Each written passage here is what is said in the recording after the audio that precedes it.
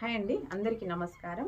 నాకు ఈరోజు వీడియో ఏంటంటే, నాకు ఒక కామెంట్ వచ్చిందండి. కామెంట్లో ఏంటంటే, గులాబీ మొక్క, మల్లె మొక్క పూలు పూయడం లేదు, అంటే చాలా సంవత్సరాల నుంచి పూసింది, ఇప్పుడు పూయడం లేదు, ఏమన్నా టిప్స్ ఉంటే చెప్పండి అని అడిగారు. అయితే కామెంట్లోనే సమాధానం చెప్దాం అనుకున్నాను. అయితే నాకు ఒక డౌట్ వచ్చింది మళ్ళీ. ఏంటంటే, వాళ్ళు కుండీలో మొక్కనా లేకపోతే నేలపైన మొక్కనా అనేది క్లియర్‌గా చెప్పలేదు. అందుకోసమని వీడియో చేస్తే ఇంకా బాగా ఎక్స్‌ప్లెయిన్ చేస్తది గదా! ఇంకొంచెం మందికైనా యూజ్ అయిద్ది అని చేస్తున్నా. ఎందుకంటే ఇప్పుడు మల్లె సీజన్ గదా! అయితే ఇది కుండీలో ఉన్న మొక్కలకు ఒక రకంగా ఉంటది. నేలపైన ఉన్న మొక్కలు ఒక రకంగా ఉంటాయండి. ఎందుకంటే నేలపైన ఉన్న మొక్కలంటే బాగా ఎక్కువ పెరిగేసి, ఎత్తు పెరిగేసి వేర్లు బాగా స్ప్రెడ్ అయి ఉంటాయి. చుట్టూ బాగా స్ప్రెడ్ అయి ఉంటాయి. అలాగే గులాబీ చెట్లు కూడా హైట్ పెరుగుతాయి. ఎక్కువ హైట్ పెరిగి వేర్లు కూడా కొంచెం ఎక్కువనే స్ప్రెడ్ అవుతాయి. అయితే అప్పుడు ఏం చేయాలంటే, చాలా ఏజ్ అన్నారు, కొంచెం చాలా సంవత్సరాలు అంటే ఏజ్డే అన్నట్టు అవి. అయితే వాటికి ఏం చేయాలంటే, మల్లె చెట్టు అనుకోండి, చెట్టును కట్ చేయడము అస్సలు నచ్చదండి కదా, అస్సలు కట్ చేయము. ఎందుకంటే మనసు ఒప్పుకోదు. అబ్బా, ఇంత పెద్ద చెట్టు కట్ చేయాలా అన్నట్టు ఉంటుంది. కానీ కొన్ని రోజుల వరకు, కొన్ని సంవత్సరాల వరకు ఓకే. కానీ అది పూలు పూస్తలేదు అన్నప్పుడు మాత్రం తప్పనిసరిగా అది ప్రూనింగ్ చేయవలసిందే. ప్రూనింగ్ అంటే చిన్నగా కట్ చేయాలి. చిన్నగా అంటే నేలపై నుంచి ఒక జానేడు, ఒక మూరెడు అంత హైట్లో నుంచి మొత్తం ప్రూనింగ్ చేసేయాలి, మొత్తం కట్ చేసేయాలి. గులాబీ మొక్కకైనా కూడా అంతే, సేమ్.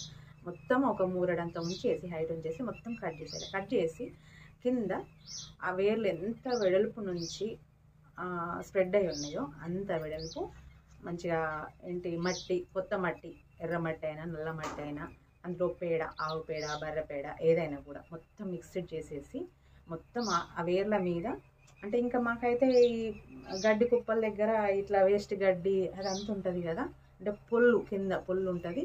అది కొంచెం మేము పక్కకు కుప్పేసి వేస్తే కొద్ది రోజుల వరకు ఎరువుగా తయారవుతుంది. ఎరువు అంటే ఎంత మంచి ఎరువు అంటే, మంచిగా మెత్తగా గుల్ల గుల్ల మంచిగా ఉంటుంది అన్నట్టు. అత్తమాంసు బాగా వస్తాయి, అందులో వానపాములు బాగుంటాయి అన్నట్టు.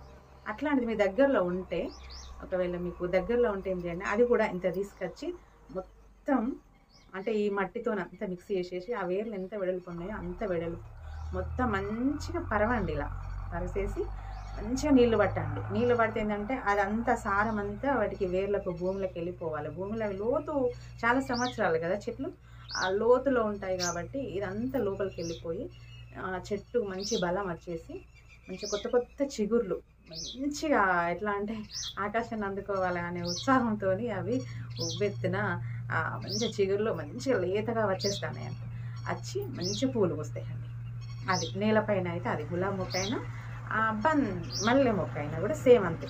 అది కుండీలో అయితే, కుండీలో అయ్యేసరికి ఏం చేస్తారంటే సేమ్ అది ప్రస్తుతాన్ని మొత్తం తీసేసి, మొత్తం కుండీ నుంచి మొక్క తీసేసి పక్కన పెట్టేసి ఆ మట్టంతా తీసి వేర్లు కట్ చేయండి. కింది వేర్లు మొత్తం కట్ చేసి పైన కూడా మంచిగా ప్రూనింగ్ చేయండి.